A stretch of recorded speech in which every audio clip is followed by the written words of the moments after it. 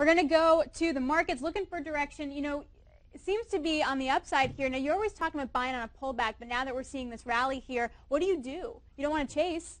Well, hopefully you bought some onto this dip or in this dip like we spoke about last week. And what I want to show you right now with the indices is a very bullish pattern that I've seen on the technicals. It's an accumulation pattern. It's a pattern that we call an inverted head and shoulders pattern. I'm going to show you why we call it that when you look at the chart here.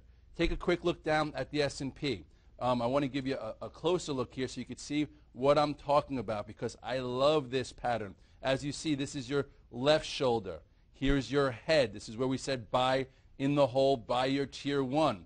This was your move back to the old highs, the resistance, which we had to sell off a little bit. And here was your right shoulder, a higher low. And then now we have a neckline. Now, Alex, you know the beauty and why I like an inverted head and shoulders? Yes, I do. Measures distance, Scott. Yes, it does. How do you know some technicals? Yes. Some technicals. The best part about patterns is patterns measure moves and gives you a roadmap to trade from. So if you look at this pattern again, you will see that the distance between the head to the neckline is about 80 handles, about 1250 back to 1335. So from here, I do see a measured move once we break this neckline up to over 1,400 in the S&P, which would then take us to my yearly target that we put out in December of about 1,410 to 1,430. So I love this pattern. The pattern is developing, and we're going to trade it accordingly as it moves forward. And then real quick, what's the next resistance level you're going to really key into?